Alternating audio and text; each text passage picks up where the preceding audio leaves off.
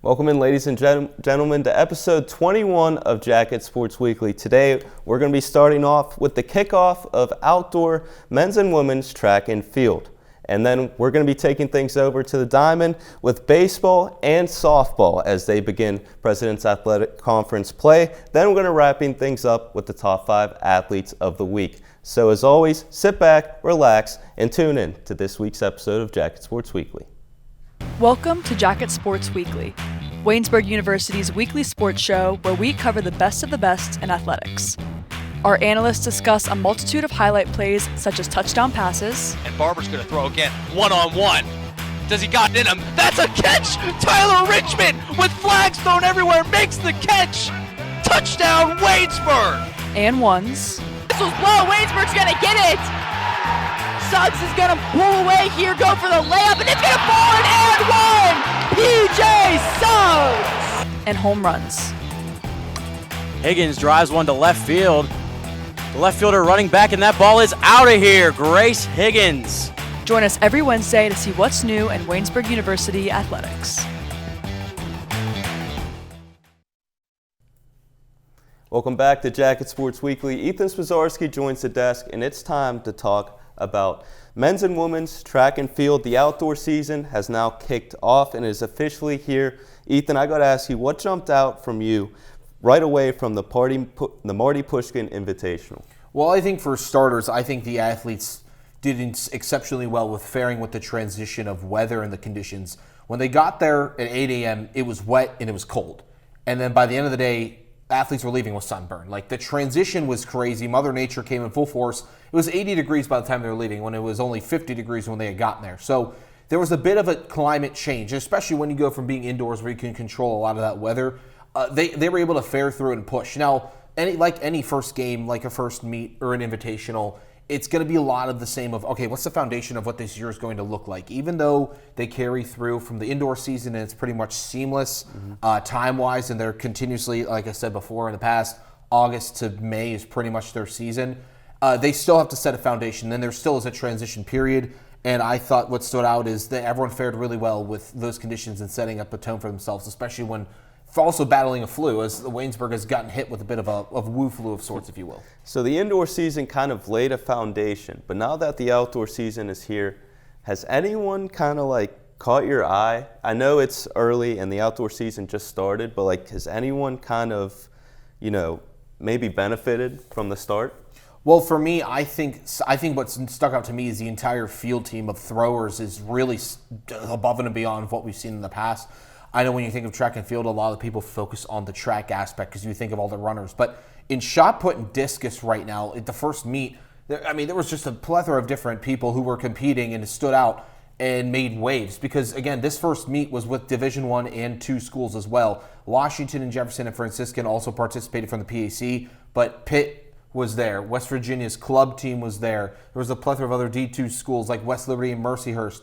So there was a lot of people there, but they were able to still shine through. I mean, Jacob Harker, you obviously have to mention him, but I also want to mention, there's just a plethora of other people. Gabrielle Chico got 2 lifetime PRs in her discus event.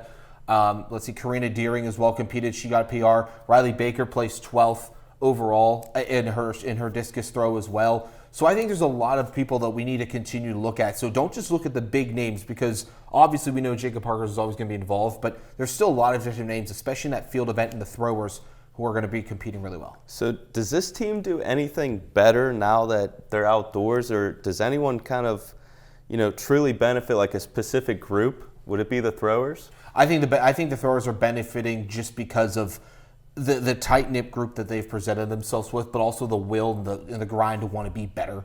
I don't think they practice 6 days a week. They're in the gym for at least 2 to 3 hours each of those days.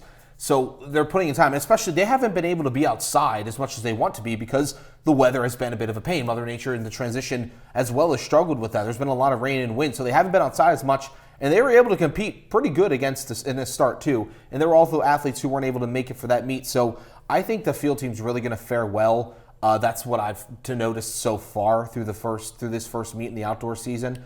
And paying attention as well that's really going to be, we're going to probably see a lot of the success this year. So looking ahead to West Liberty, what are some of your expectations as they get into that? My expectation is if something is to keep a note, and I know I just talked about the field team, but there's one women's track star you need to pay attention to. Erin Belleville, freshman. She did cross country as a distance runner. She's really making a name for herself. Ella Rochelle, I'd be dismissed if I didn't at least bring up her, especially in the shorter distance in the triple jump.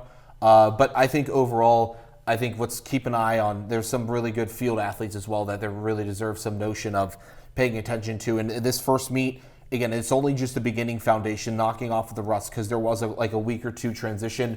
Plus, with all the illness that I had talked about earlier, it's taking a lot of these athletes, and they're still performing at a high level. I think from now on, there should only go up, because as well, unlike the indoor season, 3 of the 5 meets they'll play in this year are only 40 minutes down the road. Whenever they're indoors, they're going 3-4 hours away at a time. Now, when you're here at the outdoor season, 3 of them are closer. I think that plays a big factor too, with less travel on top of being able to come back pretty easily. So I think that plays a huge factor for them as well. So as the season progresses and people start to get adapted to the outdoor season, is there another group to look out for outside of the throwers? I think overall, if I'm looking for anything, I think you also should continue to pay attention to Kyle Cassell in that 4x4 group as well. The 4x4 group proved at the end of indoor season, they could really make a wave there, and they were really close on the cusp of competing well. I think that let's keep an eye out for that specific event. Otherwise, I think it's fair to say Ethan Wilson is on the verge of pushing some really good potential as well. I know he was really competing hard, and again, a lot of these athletes were playing against D1, D2 athletes, so their talents overall, where they ranked, it doesn't always show the accuracy. So once they start competing later on in the year towards the competition they'll be consistently in the PAC championships against, I think that really sets them up for really good success overall. So that's going to wrap up our discussion of men's and women's track and field. We're going to be taking things over to the diamond as men's baseball and softball we're going to be discussing as they begin President's Athletic Conference play. So sit back and make sure to stay tuned for the rest of the episode of Jacket Sports Weekly.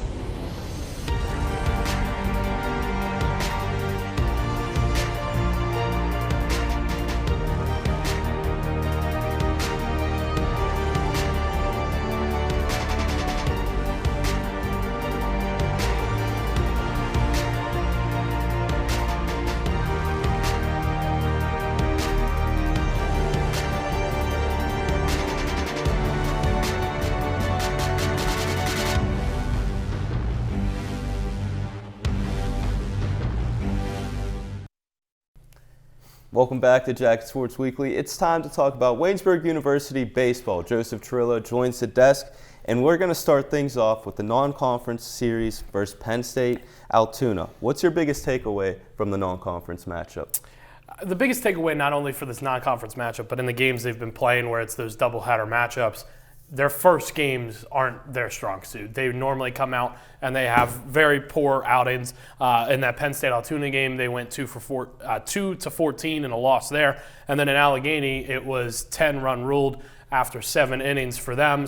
But then they come back in that second game and they make it close. It's 3-2, 2-1, stuff like that. And it gets down to that point of all right, they're close in that contention. It really comes down to their pitching and if the guys can get some hits at any point. And that's where the hardest part has been for them. When it comes to that Penn State Altoona game, it got close in that second one. It was a 3-2 loss for them, and they were able to play well. Alan Zander was able to pitch in a complete game, so that's definitely something to look forward to, is that you have a lot of guys in the pitching rotation that can withstand an entire game. Even though it was only 7 innings, that's still pretty good that if you can get to that 7-inning mark, then you only need necessarily 2 to 3 other pitchers to go in to just get in those last 2 innings. That would happen in those conference matchups. So now that we started conference play, the Yellow Jackets got swept by Allegheny, but I wanted to ask you about the approach they had in that game. Starting their day 1 pitcher and 2 with Gavin Pratt and Ethan Earhart. Pratt got the start, Earhart relieved, something that he's not used to at his career at Waynesburg University. In fact, his first game versus LaRoche was the last time that he relieved. I wanted to ask you, is this something that the Yellow Jackets should consider in conference play? I think that this outlook that they're going on is somewhat immature for this team. Gavin Pratt has such a big workload, and then continuing to putting him in those starting positions for pitching is just not going to help him with that overload that he's getting. He's playing in left field occasionally. He's DHing. Then he's starting pitching. Then he'll come in as a relief every now and then. It's too much for one guy, and you need to rely that on some other pitchers, especially with Earhart. We've been able to look at Ofer. Ofer was able to pitch in this first game for Franciscan, which is currently going on. And so you need to find some other guys in that bullpen to rely on and to give a chance to. I know that sometimes that coaches don't really want to give a chance to a guy because they haven't been throwing strikes like they've been trying to within their bullpens of practice, but sometimes you got to let the leash go and you just got to see what's going to work out, because eventually I think for Pratt, this is going to come down to it could be an injury for him. And then you're going to be down to only your starter of Ethan Earhart and maybe Ofer. And so it's just going to become inconsistent. I feel like doing this where you're having two starting pitchers play in one game, I think is immature. If they were getting into a point where they're just trying to find a different rhythm for them, they want to start them both on one day so that way they can stagger it out how they're going to do their recovery plan. I guess that's one thing to look at it. It's early in the season, so you never know how it's going to go. And I got to ask you, Hunter Hamilton, inside the park home run. But outside of that, the Yellow Jackets have no legit home runs on the season. How are the Yellow Jackets going to pick up some power and clean things up as they begin conference play? That inside the park home run came when we were in Florida with them, and there was a lot of wind going around, and so that kind of helped them. But then also the Wentworth Institute of Technology player in center field dove for the ball when it then got an extra hop. So it was more of luck than it was power. But it still goes to your point of saying that power is not a strong suit for this team. Many guys continue to just get walks, get sack bunts, and just pop flies in general. No one's really able to be directional with their hitting, and that's one of the negatives for this team that's really weakening their entire system that they have going for them. The system that Coach Impelliteri's made is kind of based off of getting those hits and at least getting ball into territories that is going to make some other situations happen. And that's just not what's been able to go for this team. And that's been 9 games straight now that they've been losing.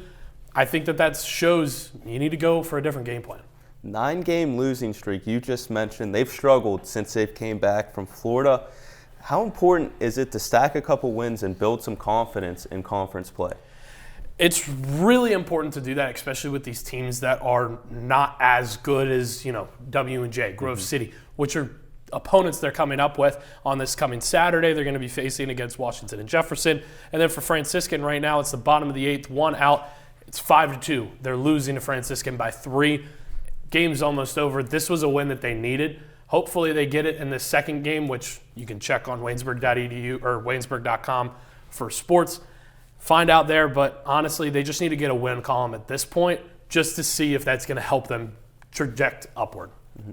And that's going to wrap up our discussion for baseball, but don't go anywhere because when we come back, Brett Gombita joins the desk and we're going to be discussing softball. So make sure to stay tuned for the rest of the episode.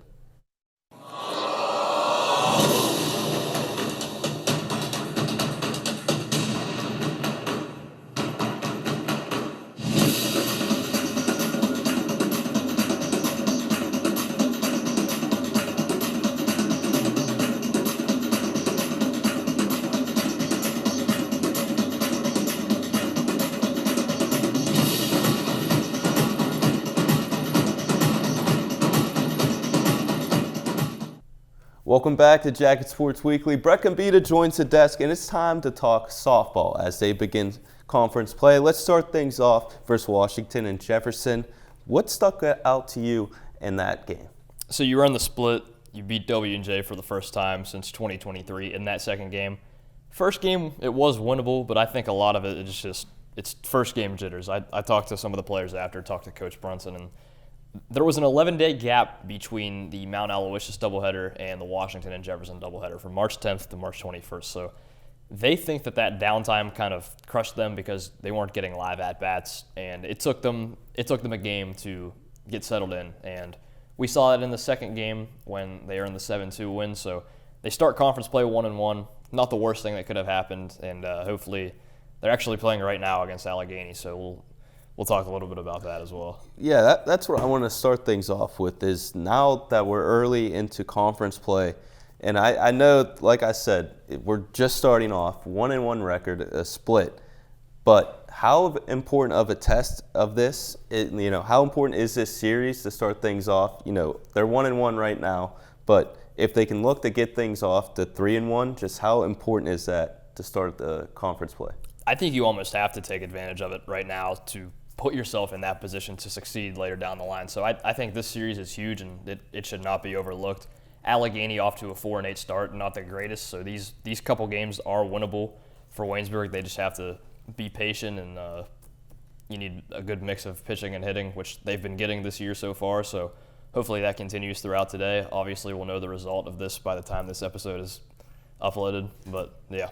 So the Yellow Jackets were hot in non-conference play, but who's been sticking out to you to this point in the season? We've had more power on this team than in any years past. As a matter of fact, they already have more home runs as a team this year than they did last year, and that's a big part to the two transfers, Brayden Corbin and Jamie Kelly, who I believe Corbin has 6 home runs and Kelly has 3. Mesa Heitman has 1 as well. That's where you get to 10. If they can keep that power up throughout the conference portion of the season, it's going to be fun to watch. And we kind of already saw that on Saturday against Washington and Jefferson. Corbin and Kelly went back-to-back to put Waynesburg up, and they never looked back after that. And on the pitching side of things, Madison Baker threw a complete game that day. We can come to expect that from her as the season goes on as well. And, there's been a lot of key contributors. I think that's what makes this team different from years past is that it seems like anyone can step up at any given moment and deliver something that's going to get that team to the next level. And like we've seen multiple. I'll give a couple examples. Grayson Grubbs had a 5 RBI game when we were down in Myrtle. Bella DeMark had a 4-hit game. Like there's multiple different players that have stepped up big when needed, and that's what's been fun to watch with this team. So the non-conference play kind of laid a foundation to this point in the season. Do you feel like this team's found their rhythm yet, or are they still trying to figure things out? I think they've found their rhythm, but of course there's always room to improve, and I think that's where the series against UPG on Thursday is going to come in. It doesn't really matter. You have it 2 days before Senior Day against Grove City on Saturday, so I think they're going to use that UPG series to kind of like not rest their starters, but I think you'll see some starters and then some players that are looking to earn more reps just with it being a non-conference game at this point in the season. So I think that game will allow some of the players that don't see the field as much to kind of find their rhythm to ultimately help contribute to the team as the conference portion of the season goes on. So I got to ask you about Grove City. You mentioned it being Senior Day. I know it's early start of conference play. Just how important of a series is this, and will they have an added spark being that it's Senior Day? I think they will, and you look at the results with this Grove City team. They were in Myrtle Beach at the same time as Waynesburg. The two teams did not play, but they played a lot of similar opponents, Wilkes, Wilson, earning similar results as well. They're also 2-0 against Carlo, who Waynesburg is also 2-0 against. So I think these 2 games could be very evenly matched, but I think the fact that it's Senior Day, the fact that those 5 girls' families are going to be here, I think that is going to be the difference, honestly, and that could be what prevails Waynesburg ahead. And it's kind of weird to see a Senior Day this early, but it is the last Saturday home game for them, but maybe they'll use it being Senior Day to their advantage. So what does this team have to do to stay in the mix in conference play? I think we just need to continue that level of good balance between pitching and hitting, and when the pitching isn't on, the bats are going to need to step up. We saw a couple of those games in Myrtle Beach where maybe the pitchers weren't on point, but the bats woke up and put up 10, 11 runs, and vice versa too. When the pitching's on point, the bats still have to deliver. So I think we just need to see a good mixture, and we need to see the team pick up the team in other areas as the season progresses. So thanks, Brett, for joining the desk. And that's going to wrap up our softball discussion. But don't go anywhere because we're going to be going over the top 5 athletes of the week. So stay tuned for this week's episode of Jacket Sports Weekly.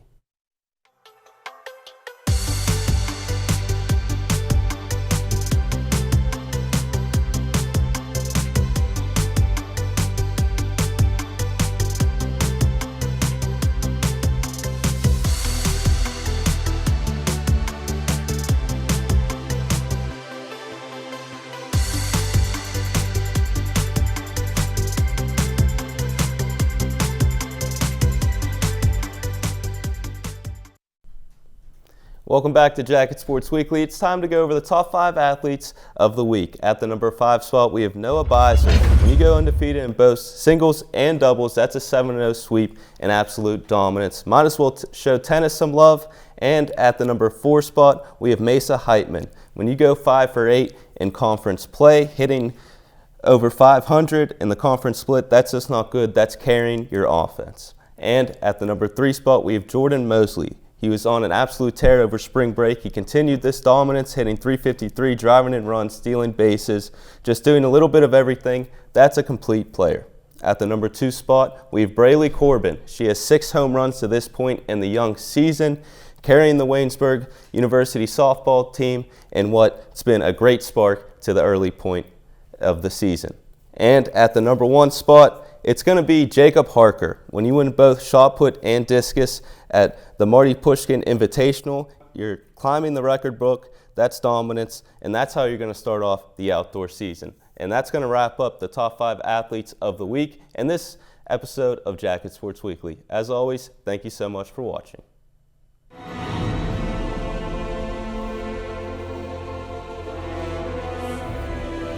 This has been a production of Waynesburg Community Television.